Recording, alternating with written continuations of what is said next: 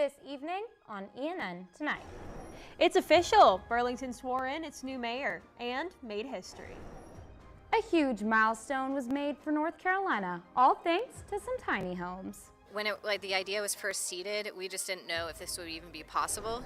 And Alamance County is just lighting up with holiday spirit. Stick around to hear about the festivities before you go home for break. Those stories and more. ENN Tonight starts now.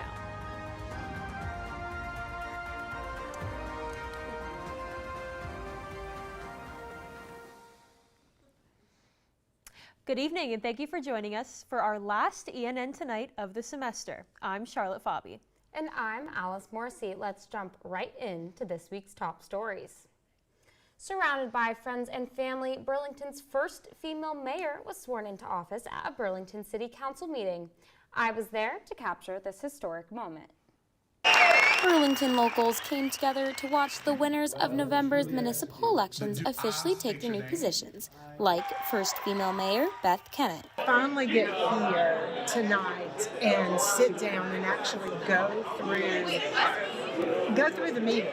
It was, I'm kind of floating right now. In a unanimous vote, Councilmember Bob Ward was also sworn in as Mayor Pro Tem. Locals say they came to watch because they were excited to support the new administration and see what change Kennett and the City Council will bring. We needed a change in Burlington, and change has come because of Beth Kennett. While being sworn in, Kennett held a children's book along with her Bible. The book, A Bold and Brave 10 Heroes Who Won Women the Right to Vote, written by U.S. Senator Christian Gillibrand, tells the story of 10 suffragettes. Kennett says she chose this book to symbolize that nothing is impossible no matter who you are. Women deserve to be equal, and not just women. Anybody that we tend to think is less deserves to be recognized as equal. Kennett says she bought 17 copies of the story and plans to give them out to children along with a letter from her. Alice Morrissey, ENN Tonight.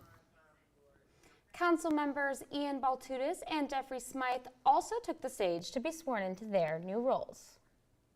Confusion spread quickly across social media after headlines claimed the Trump administration no longer considers nursing a professional degree. Some students say the claims are misleading and are tied to the big beautiful bill taking effect next year. This will affect federal loan limits for graduate-level nursing programs, not the status of the nursing profession itself. One freshman nursing fellow at Elon University, Ava Gaudette, says the reaction on social media has caused unnecessary panic. Gaudette hopes policymakers will recognize the essential role nurses play in caring for communities. Several new North Carolina laws took effect December 1st. This include IRNA's law, which could spark the return of executions to the state. Our Miles Hayford is in studio with us. Miles, could you tell us a little bit about what's going on? Thanks, Alice. On December 1st, House Bill 307, or ARENA's law, went into effect. This law eliminates cashless bail in some situations, restricts pretrial release, and includes an amendment that would have the state find another form of execution if lethal injection is found to be unconstitutional or just not available. Currently, the death penalty is legal, but hasn't been used in almost 20 years in North Carolina. The crime bill came after the stabbing of Ukrainian refugee Irina Zaruska on a Charlotte train in August. Now, just a few months after Zaruska's killing, a stabbing on a Charlotte commuter train happened just this week. A 33-year-old male suspect has been charged with 5 counts, including attempted first-degree murder. The male victim was taken to a hospital and is in stable condition. Though violent crime was down 25% in the first half of this year, in Charlotte, these high-profile killings have sparked nationwide outrage. Another key law that took effect was House Bill 193, which allows certain employees to carry firearms at private schools. House Bill 805 recognizes 2 sexes in the state and changes laws related to birth certificates. Harrison's law also took effect, and it makes hazing a misdemeanor and the involvement of any school personnel in hazing a felony. That's all I have on the new laws in North Carolina. Back to you at the desk. Thanks, Miles. We'll be sure to keep a lookout for any more updates. Alamance Community College is adding a new degree next fall, forensic accounting and fraud examination. ACC will be the first community college in North Carolina to offer this degree. It'll add courses in cybersecurity, fraud examination, and internal controls. According to accounting trade organizations, forensic accounting graduates could earn up to 32% more than traditional accounting majors. Governor Josh Stein announced a record-breaking number in North Carolina. 33,000 jobs were added in the state. Biotech and aerospace industries have played a huge role in this growth, and big companies like Amazon are continuing to invest in North Carolina. Stein's office estimated that this would have a $23 billion impact. On the state earlier this year, CNBC ranked North Carolina as the top state for business in the country. Assistant Professor of Economics Devin Hawkins says that this economic boom will benefit college graduates in many different ways. North Carolina is so great is the cost of living, the affordability, all of the things. I think you and I have talked about this before. All the things that North Carolina has to offer lies here for you at a much lower cost than at many other places in the nation. So then that demand to live here is kind of amplified, not just by my quality of life, but then also the fact that jobs are coming here. Hawkins says that there is a high demand not only for jobs in the sciences, but also business.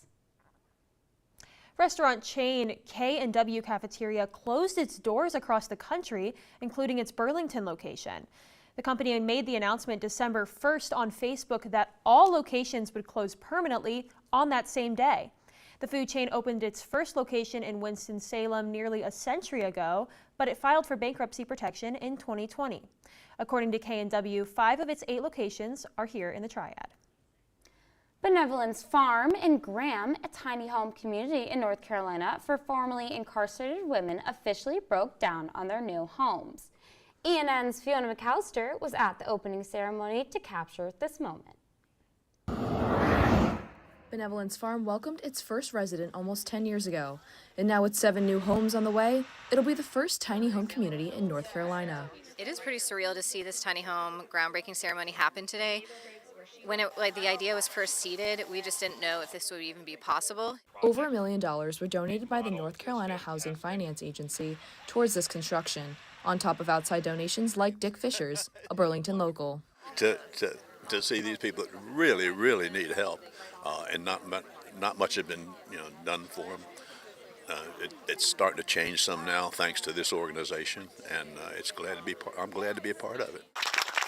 Elon University alum Lauren Hill used to volunteer at the farm during her time at Elon, and after hearing about its expansion, she decided to come back and give it a visit. Growth is so encouraging. I think they already had a really inspiring mission here, and the fact that they have the opportunity to expand on that, I think is really exciting. Former resident Linda Caton hopes that the women who move in here will find their purpose, just like she did. My purpose is to help others who are struggling to overcome addiction and reintegrate in society post-incarceration. Fiona McAllister, ENN Tonight. Caton says that though she doesn't live at Benevolence Farm anymore, it's a place that nourishes her spirit. Coming up, stay tuned to learn more about the Alamance Burlington School System's nutrition program. And stick around for a play-by-play on how the Phoenix played against Ferrum men's basketball.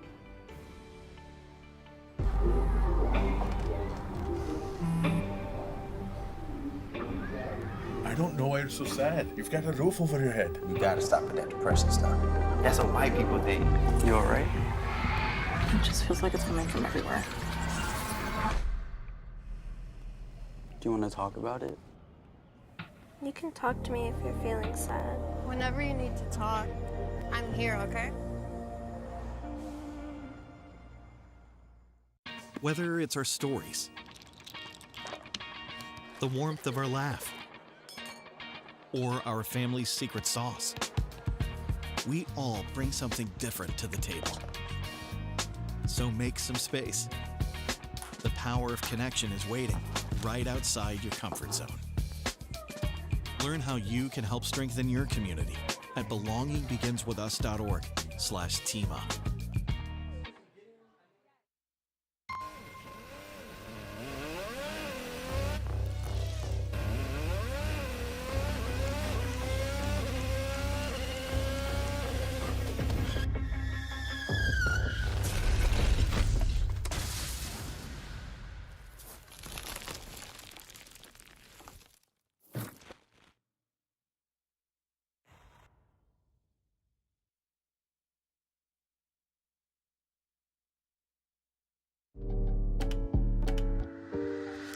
there's only one thing that will save somebody's life, and that is naloxone nasal spray.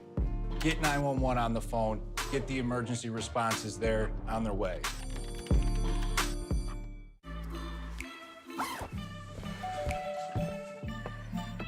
Yo, camping buddy. Okay, you guys ready? Dude, I thought you were driving. I thought you were driving. Oh, I never said I was driving. I definitely can't drive.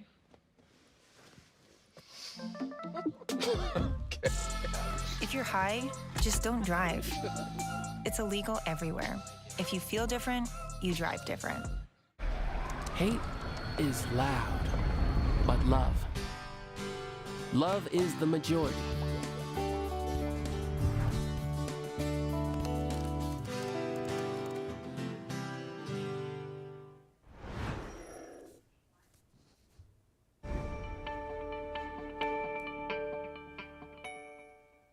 Our Mackenzie Cruz is in the virtual studio with your winter weather update. It was snowing earlier, so Mackenzie, what are we looking at for the next few hours?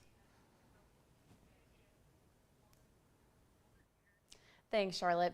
I'm sure we all saw that snow earlier today, so here's a look at what's currently happening. As you can see, there's precipitation moving east across our area right here. That is the snow and sleet that we've been seeing on and off during the day today. This purple that's covering Alamance County means we're under a winter weather advisory until noon tomorrow. You should expect a total of about 1/2 inch to 2 inches of snow and very slippery roads that might freeze tonight, so be careful while driving. It's about 30 degrees right now, and you might be thinking, surely it's colder than that, and you'd be right. The wind gusts are causing a real feel of about 17 degrees, so bundle up tonight.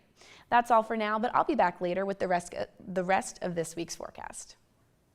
Yeah, I definitely felt that chill earlier. Thank you so much, Mackenzie. We'll be sure to dress very warm tonight. The Alamance County Burlington school system has over 20 community eligibility provision schools, a program that allows schools in low-income areas to give free breakfast and lunch to students. ENN's Angelina Fantaroni has more about Alamance County nutrition resources.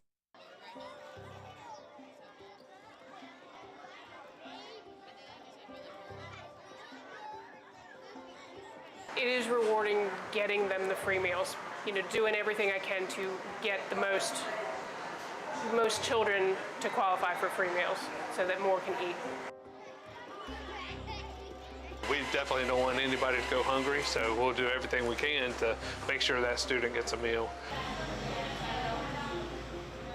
A lot of these students, it's frustrating for me because sometimes they don't get to participate in extracurricular activities like school dances or things like that if they have a school debt over like $30 or, and not just school, like with nutrition, it's also like library books and stuff like that. But to me, that's not fair for the students because it shouldn't be on them to pay for their meals. You know, I mean, that's ultimately parents' fault for not providing for them, and then they get to miss out on fun activities, you know. If the community would like to, they can help pay those student balances.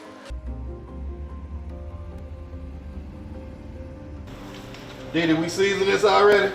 Okay. Yeah, can we bring that back to me? We are actively now doing a food drive for Broadview Middle School to stock their pantry. We believe also as much is given to us that we can give back.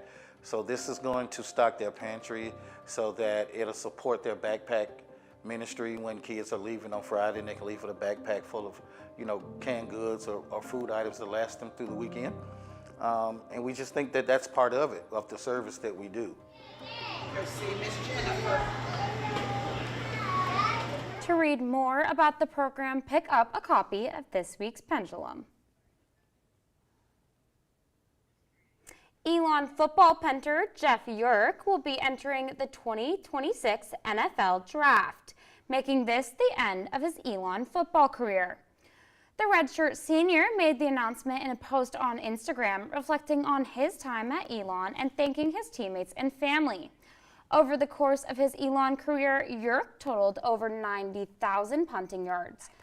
York earned third-team All-Coastal Athletic Association honors, helping Elon reach the football championship subdivision playoffs. After a brief transfer to the University of Pittsburgh, York came back to Elon in 2024. He then earned an All-CAA honors. Being a specialist, it's so hard to kind of predict everything that happens. You know, you're not going to predict that you're going to get drafted. You're not going to predict which team you're going on. So, you know, there's a lot of unknowns in the near future. York closed his post by thanking Elon, saying he was built and shaped here as he now prepares for the first steps in his professional football career. The Elon's men's basketball team faced Furham University for a home game that would test their early season momentum. ENN's Benjamin Burfield was on the court to capture all the action. Elon's offense started the game by shooting 6 of 10 from the three-point line, all en route to an early 33-15 lead, while Furman couldn't make a shot for 5 minutes straight. While up 43-27, Furman closed out the first half on a 17-1 scoring run to tie the game at 44, all heading into halftime. Elon guard Jawan Carr acknowledged that Elon began to lose control of the game and were starting to lose the rust of things near halftime. I think just being out of control, anxious because shots weren't falling, and next time we just have to be composed whenever shots not falling, keeping that same energy going earlier. Furman continued its momentum in the second half as to build a 13-point lead for the first 11 minutes. Elon's offense struggled as they went scoreless for over 4 minutes. Head coach Billy Taylor admitted that Elon had difficulty responding to Furman's scoring run. We had some starters that didn't really step up and help us as much as they needed today, too. Although Elon cut the lead to 6 with over 2 minutes left, it was too little too late as Furman came away with a 97-88 win, leaving the Phoenix with their 4th loss of the season. Benjamin Burfield, ENN Tonight. The Phoenix will host its next game against Northern Illinois this Saturday. The game will be live streamed on Flow College for those wanting to watch at home. Up next, Christmas characters visited an ice skating rink right here in Alamance County.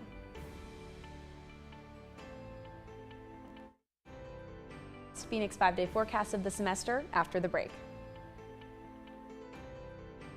I don't think that many kids in my son's school even do it.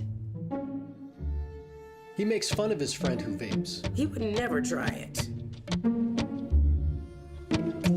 She's into soccer. She's on the honor roll. She's just not the type. No way. No way. No way. No way, my kid would never vape. Get your head out of the cloud. Today, nearly 8,000 kids will start vaping. Maybe even yours. Learn about the dangers at talkaboutvaping.org.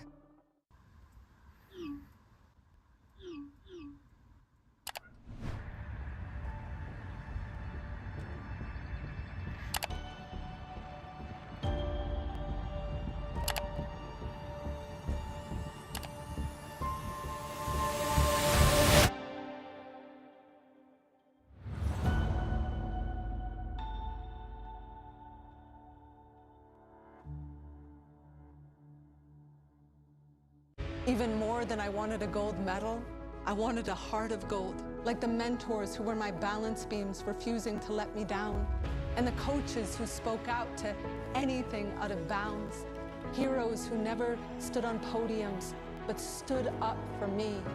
Every shot I made, give the assist to those who since my youth were referees, ready to blow the whistle and end abuse.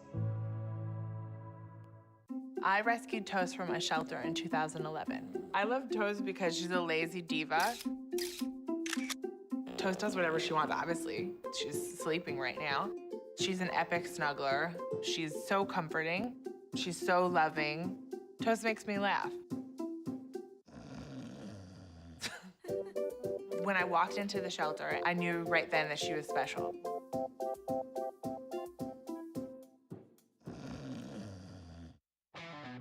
Kudos, Carl. You've always had a need for speed. Racing anything with wheels, speed reading novels in record time, yelling out 3, 2, 1 at every traffic light.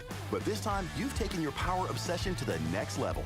By purchasing this electric vehicle, you've given yourself instant torque that blows your old launch times away, which will keep you saying, woo-wee, every time you punch the pedal. Good for your adrenaline, great for the planet. That's the power of EV. Health officials are warning North Carolinians of the spreading norovirus outbreak and urging residents to take precautions. The virus moves quickly from person to person, and as reports are rising across multiple counties. There are no treatments that stop the virus, making prevention even more important. It's recommended to wash your hands frequently, disinfect surfaces, and stay home if you have any symptoms. Construction of the new Health EU building is right on track, and its walls are beginning to take shape. Director of Campus Recreation, Cam Adams, says they haven't had any delays in construction so far this semester. Adams says the team is hoping for little rainfall so that they can stay on track. Students, on the other hand, have heard different news and are confused about who is paying for this new building. Seniors are just not going to get to see this building be created, and it's, it's probably, they're probably paying for it, right? Because that's part of the tuition. So that's what I've heard.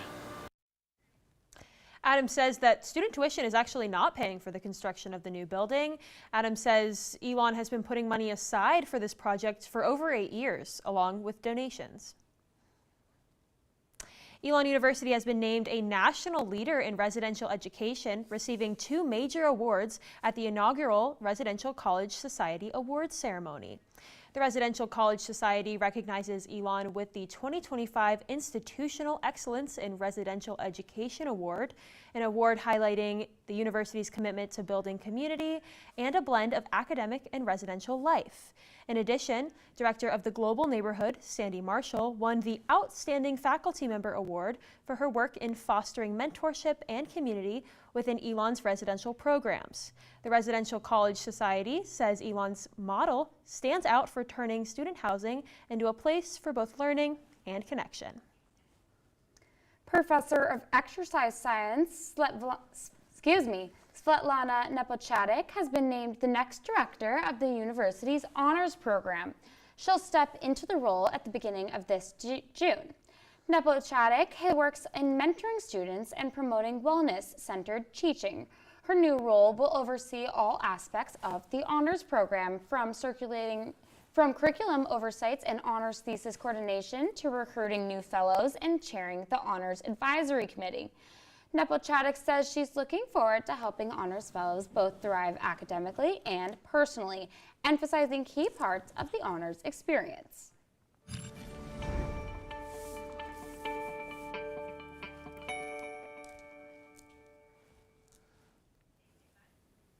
Our Mackenzie Cruz is here at the desk to give us our Phoenix 5-day forecast. So what are we expecting this week? I know it was snowing. Are we going to get more of that? What's it looking like? Well, unfortunately for our snow lovers, we will not be getting any more snow. It looks like the snow and the cold will end by tomorrow and start to warm up a bit as we get further into the week. Here's a look at campus today, our first day of finals. Pretty consistent snowfall from about 10:30 this morning until late afternoon, with some freezing rain mixed in and small flakes. The snow didn't really stick very well. Most of the day was in the low 30s, but the wind chill was about 10 degrees colder. The winter weather advisory went into effect at 7 a.m. for Alamance County and will remain until noon tomorrow. Now for your Phoenix 5-day forecast. Like I mentioned earlier, tonight we'll see the last of the snow and freezing rain by 8, maybe some flurries around 9. However, there will be a low of 18 and the wind gusts we saw today. Tomorrow will be sunny with a high of 38 and a breeze, but watch out for icy roads in the morning. Wednesday, the wind gusts will pick up to 26 miles per hour with mostly sunny skies and a high of 53. Thursday and Friday will be mostly cloudy with highs in the mid-40s. And finally, the sun will come back out on Saturday with a high near 43. Yeah, well, thank you so much, Mackenzie. We're looking forward to this week. Thank you.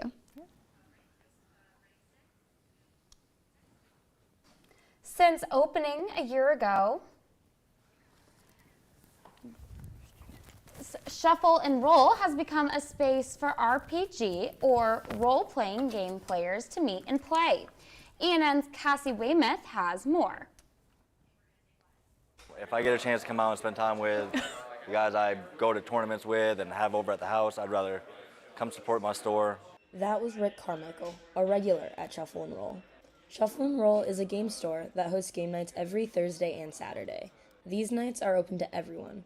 though Magic the Gathering is one of the most popular games here. Nothing really beats the offline feeling and setting of just being around people and just being able to talk and have random interactions with people in person. Gerard, a newcomer to these game nights, play both in person and online, but he says that an in-person environment like this can't be beat. Grady Brantley, another regular at Shuffle and Roll, encourages everyone who's interested to get out there. Just go out. Just go out and do it. I mean, there's really nothing to be afraid of. Everyone's super chill about it. Shuffle and Roll is much more than just a game store. It's a place where people can gather with friends and meet new people. Though Magic the Gathering might be the most popular game here, all games and all people are welcome. Cassie Weymouth, ENN Tonight. Shuffle and Roll hosts game nights every Thursday starting at 6 and every Saturday at 7 p.m. While Christmas comes early in parts of Alamance County, every year Graham Recreation and Parks puts together a synthetic ice skating rink. Skating is free most days of the week, with costs only being on Thursday Skate with the Character Nights, when admissions is around $5. The rink has 3 45-minute skating sessions starting on each hour from 5 to 7:45 p.m. And the theme for their most recent Character Night was none other than Cindy Lou Who and the Grinch. It's just really, really fun to be able to give back to the community for this. And so then being able to provide that little bit of magic for the next generation is just really, really fun, really rewarding. The Graham Skating Rink will remain open until next Saturday, December 14th. And now joining us live is ENN's Design Chief Reagan Sizemore, here to tell us a little bit about Best Of. So we have Best Of, it's our special edition of the Pendulum coming up in January. Tell me a little bit about it. Yeah, so Best Of is game themed this year. We picked the theme earlier in the year, and we're going to be highlighting all of the best of things that students voted on in the fall with different game elements. So we'll be doing board game section, video games, yard games, and it'll be a really good chance to show off our more artistic and creative side of the Pendulum. Yeah, well, that's great. Well, I bet we'll have people picking up that copy this J-term. So thank you so much for joining us, Reagan. Thank you so much for having me.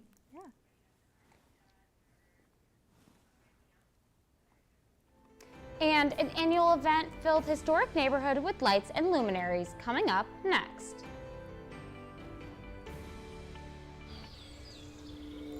Hear that? That's the sound of your life. Perfectly imperfect. But every time you drive after drinking, the music gets drowned out. Your life sounds pretty great. Don't let a buzz ruin it. Buzzed driving is drunk driving. Don't drive buzzed. In 4 days. There was an old woman who lived in a shoe.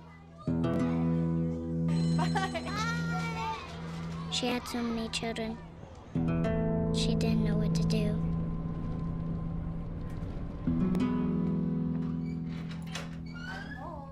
Did you have a good day at school? She gave them some broth without any bread. There you go.